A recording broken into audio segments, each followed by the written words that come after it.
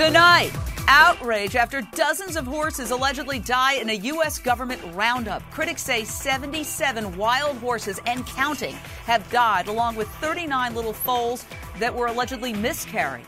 The federal government is under fire tonight for allegedly mistreating thousands of beautiful, majestic wild horses in an aggressive roundup. The government sends low-flying helicopters to chase the horses into corrals and then takes them from the plains of the American West to federal holding pens. The government claims it's to save the horses from starvation. Critics claim the real motive is to clear the land for cattle grazing. Critics also say the horses are brutally traumatized. As we speak tonight, more than 36,000 wild horses are stuck in U.S. government holding pens. That number given to issues not by the protesters, but by the U.S. Bureau of Land Management when we asked them why these wild animals were being forcibly removed from their natural habitat. In response, they sent us a link to their, quote, Myths and Facts webpage where they deny the claim about the cattle ranchers. Now, today in Washington, D.C., just hours ago, there was a huge protest at the White House against these roundups. Among the tens of thousands of opponents are celebrities like Grammy Award-winning singer Sheryl Crow and country music legend Willie Nelson. Sheryl and Willie are just two of the big names behind this movement, and another star joins me tonight. Award-winning actress Wendy Malick.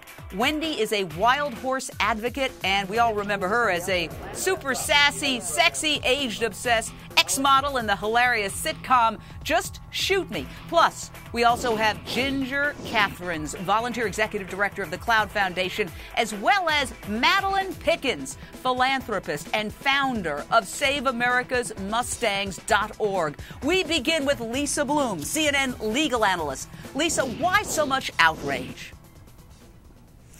Jane, these are beautiful wild animals, as you say. And what is the excuse for saving them? Saving them from starvation? Really? Because the horses seem to be very healthy. The ones who have died from the helicopters chasing them until they ran themselves to death tend to be pregnant mares and young foals. These animals are reproducing, they are healthy, and the real reason, as you say, is that we're clearing the ground, the land, to provide more land resources for cattle ranching. In other words, this is yet another sad consequence of the meat industry. We already know it's the #1 contributor to climate change. It's a terribly cruel industry. It's damaging to human health, and now it's killing wildlife. This has got to stop.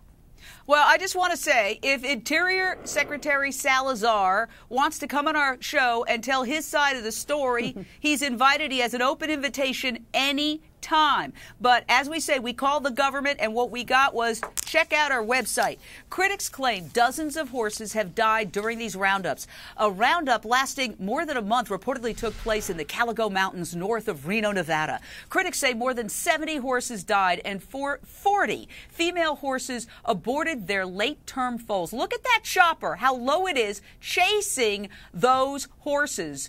2 foals allegedly had their hooves separated from the bone after choppers ran them for miles over rocky ground. Now, Secretary Salazar, again, has an open invitation to appear on this program, but we have been asking the government why, and what they say is save from starvation. Now, critics say in these roundups, the horses are traumatized and terrorized. Wendy Malick, why did you decide to get involved in this movement to save America's wild horses?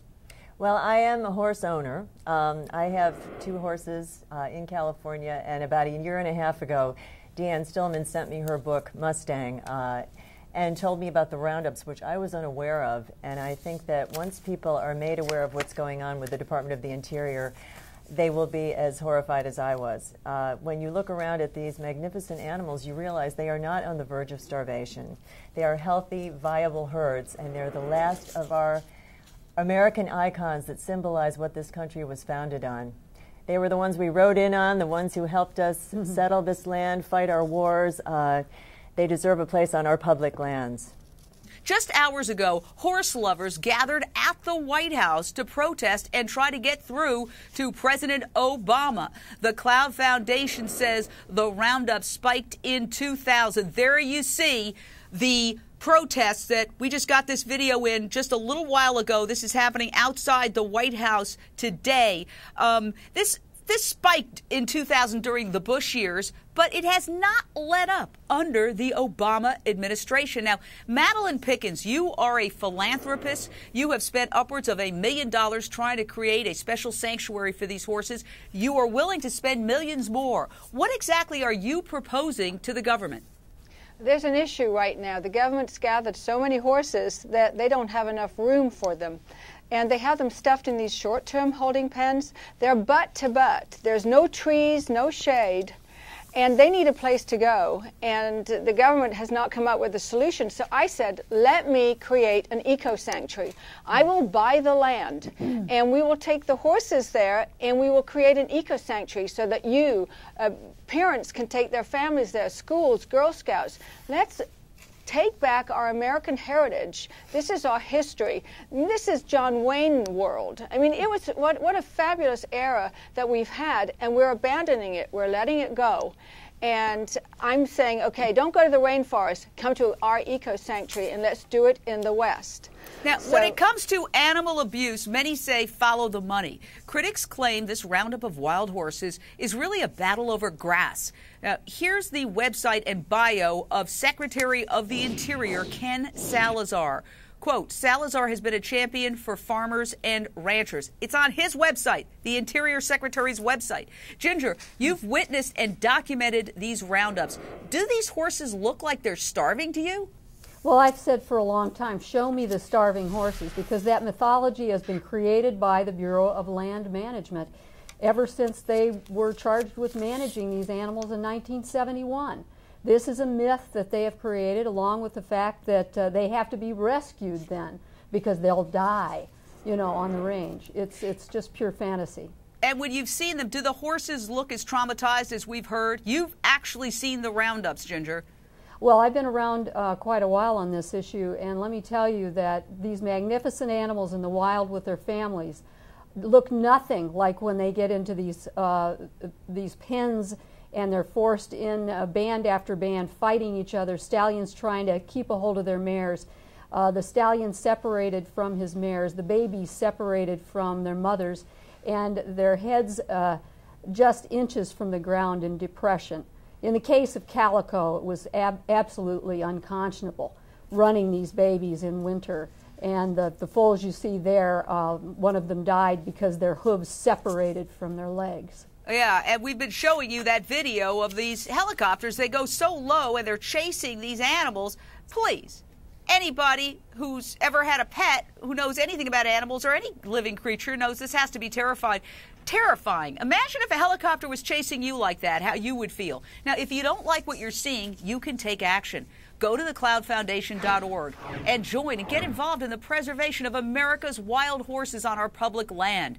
You know, you can also call Secretary of the Interior Ken Salazar. He is in charge of the Bureau of Land Management, the agency doing these roundups. Or you can take it right to the top and call President Obama. Can our voices make a difference, Lisa? And isn't there an act that was supposed to protect these wild horses? Yes, the horses' land is supposed to be protected, but the cattle ranching land keeps expanding and expanding, now over several million acres. And so the argument of the ranchers is that we have to get rid of the horses because we don't have enough water and other land resources for the cattle. That's why I say it all goes back to the meat industry. But Jane, what you're saying is so important. People can write to Ken Salazar. They can email. Our voices can be heard. Our government is accountable to us. And think about it. Do you want your tax dollars going to helicopters chasing wild horses until their foals and the mares who are pregnant and the sick horses die from exhaustion? And we're doing this to save them from starvation? It makes absolutely no sense. It doesn't. Thank you, fantastic guests. We're staying on top of that story.